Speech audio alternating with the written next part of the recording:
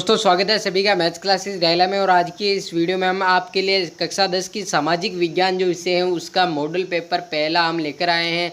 सभी important question है, परीक्षा की दृष्टि से बहुत ही इंपॉर्टेंट क्वेश्चन है। और ये मॉडल पेपर हम इसके लिए लेकर आए हैं कि सामाजिक विज्ञान और गणित की परीक्षाएँ भी रह रही हैं, तो आपकी ऑनलाइन जो तैयारी है वो हो जाएगी इससे। और वीडियो को अपने दोस्तों के साथ भी ज़्यादा से ज़्यादा शेयर करें।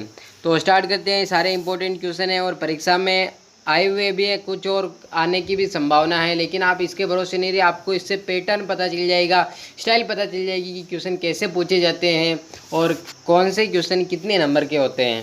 तो स्टार्ट करते हैं। पहला इंपॉर्टेंट क्वेश्चन है, समाहर्ता नामक अधिकारी का क्या कार्य था। समाहर्ता नामक अधिकारी का क्या कार्य था। फिर अगला प्रश्न है, किस शासक ने ग्रेन ट्रक रोड बनवाई थी। किस शासक ने ग्रेन ट्रक रोड बनवाई थी। फिर अगला प्रश्न है, लोकतंत्र वह शासन है जिसमें प्रत्येक व्यक्ति की शासन कार्य में मांग हो। ये परिभाषा किसके द्वारा लिखी गई है। तो इसमें आपको उस विचारक, उस व्यक्ति का नाम लिखना है जिसने यह परिभाषा दी थी। अगला प्रश्न है, राष्ट्रीय और रक्षा हवाई अड्डों के लिए गैर सैन्य रनवे की व्यवस्था कौन सा सरकारी संगठन करता है। प्रश्न है, राष्ट्रीय और रक्षा हवाई अड्डों के गैर सैन्य रनवे की व्यवस्था कौन सा सरकारी संगठन करता है। फिर अगला प्रश्न है, राष्ट्रीय आय की गणना के लिए राष्ट्रीय आय समिति का गठन कब किया गया था। राष्ट्रीय आय की गणना के लिए राष्ट्रीय आय समिति का गठन कब किया गया था। अगला प्रश्न है, सकल राष्ट्रीय उत्पाद से क्या आशय है। जीएनपी से क्या आशय है। सकल राष्ट्रीय उत्पाद जीएनपी होता है। फिर अगला प्रश्न है, सातवां इसमें प्रश्न है कि वित्तीय वर्ष क्या है। वित्तीय वर्ष क्या है, फाइनेंशियल ईयर क्या है, वित्तीय वर्ष क्या है। फिर अगला प्रश्न है, भारत में मुद्रास्फीति की दर किससे मापी जाती है। भारत में मुद्रास्फीति की दर किससे मापी जाती है। आप बिल्कुल टेंशन नहीं ले, इसके आंसर अगर आपको नहीं आ रहे हैं तो भी कोई प्रॉब्लम नहीं, आप याद भी कर सकते हैं और आप अपने जो किताब है उसमें टिक लगा सकते हैं, या फिर इनकी जो आंसर की है वो हमारे स्पेशल व्हाट्सएप ग्रुप है मैथ्स क्लासेस रेला का, उसमें आपको प्रोवाइड करवा दी जाएगी। आप चैनल के अबाउट सेक्शन में जाकर वहाँ से व्हाट्सएप ग्रुप का जो लिंक दे रखा है उससे आप व्हाट्सएप ग्रुप ज्वाइन कर लें। फिर अगला प्रश्न है, सूचकांक को परिभाषित कीजिए। सूचकांक को परिभाषित कीजिए। फिर इसके बाद है, राज्य विधानमंडल के गठन को समझिए। यहाँ से 2 नंबर के जो है क्वेश्चन अब स्टार्ट हो रहे हैं, 2 अंकों के नंबर मतलब जो क्वेश्चन आते हैं वो। फिर है, जल स्वावलंबन की आवश्यकता के बारे में उल्लेख कीजिए। जल स्वावलंबन की आवश्यकता के बारे में उल्लेख कीजिए।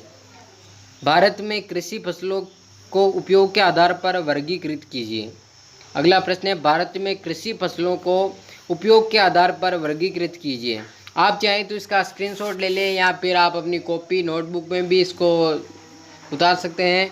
फिर अगला प्रश्न है, कार्बन की मात्रा के आधार पर कोयला कितने प्रकार का होता है, लिखिए।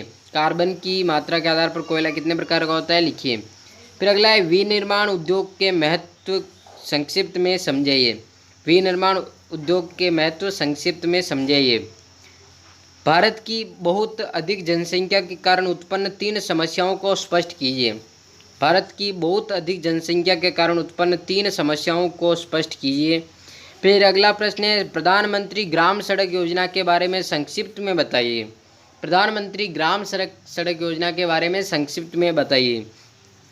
फिर अगला प्रश्न है, सार्वजनिक यातायात का महत्व बताइए। सार्वजनिक यातायात का महत्व बताइए। फिर अगला प्रश्न है, स्वच्छ भारत अभियान कब प्रारंभ हुआ तथा इसके उद्देश्य बताइए। स्वच्छ भारत अभियान कब प्रारंभ हुआ तथा इसके उद्देश्य बताइए। फिर अगला प्रश्न है, अशोक के धम्म अथवा धर्म का सार लिखिए। अशोक के धम्म अथवा धर्म का सार लिखिए। यहाँ से आपके जो 4 अंकों के प्रश्न हैं वो स्टार्ट हो गए हैं। फिर अगला प्रश्न है, मोहम्मद तुगलक की 5 योजनाओं के नाम लिखिए। मोहम्मद तुगलक की 5 योजनाओं के नाम लिखिए। मोहम्मद तुगलक ने 5 योजनाएं चलाई थी, सारी फ्लॉप हो गई थी, उन्हीं के नाम लिखने हैं। फिर अगला प्रश्न है, यंग इटली सोसाइटी की स्थापना कब तथा किसके द्वारा की गई, संक्षिप्त में व्याख्या कीजिए। यंग इटली सोसाइटी की स्थापना कब तथा किसके द्वारा की गई, संक्षिप्त में व्याख्या कीजिए। अगला प्रश्न है, प्रत्यक्ष एवं अप्रत्यक्ष लोकतंत्र में 4 अंतर लिखिए। प्रश्न है, प्रत्यक्ष एवं अप्रत्यक्ष लोकतंत्र में 4 अंतर लिखने हैं। 4 नंबर का आपका क्वेश्चन कंप्लीट हो जाएगा, आंसर कंप्लीट हो जाएगा। फिर अगला प्रश्न है, भारत में वैश्वीकरण के कोई 3 प्रभाव समझाइए।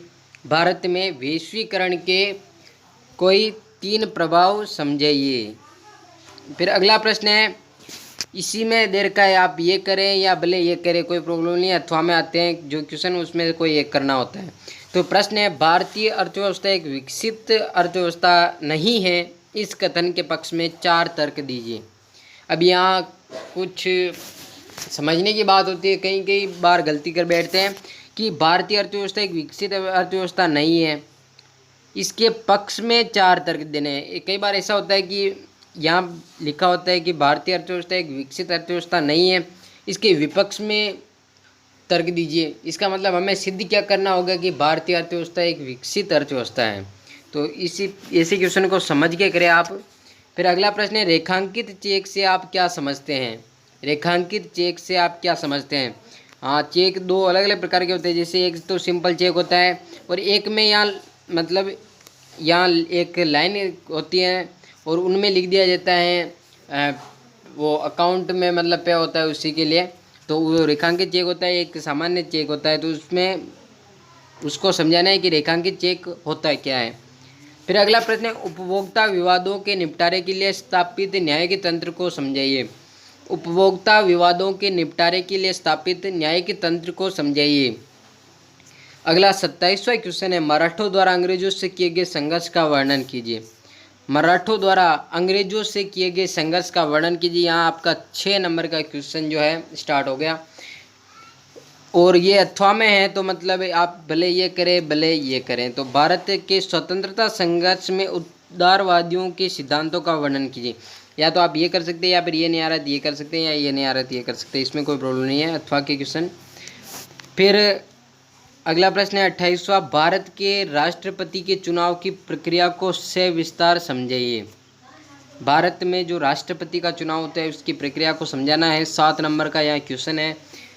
फिर या फिर ये आपको नहीं आ रहा है अथवा में है ये भी, तो ये नहीं आ रहा है तो आप ये क्वेश्चन कर सकते हैं कि संघीय व्यवस्था के संगठन का वर्णन कीजिए। संघीय व्यवस्था के संगठन का वर्णन कीजिए, ये प्रश्न कर सकते हैं। 29वां क्वेश्चन है, विधानसभा के गठन, अधिकारों तथा कार्यों की विवेचना कीजिए। विधानसभा के गठन, अधिकारों तथा कार्य की विवेचना कीजिए, ये आपके यहाँ 6 नंबर का क्वेश्चन है। तो 29वां जो अंतिम क्वेश्चन है। तो इस प्रकार ये आज का हमारा मॉडल पेपर था। अगर अच्छा लगा है तो लाइक करें और कमेंट करें ताकि हम अगला मॉडल पेपर भी लेकर आएँ जल्दी।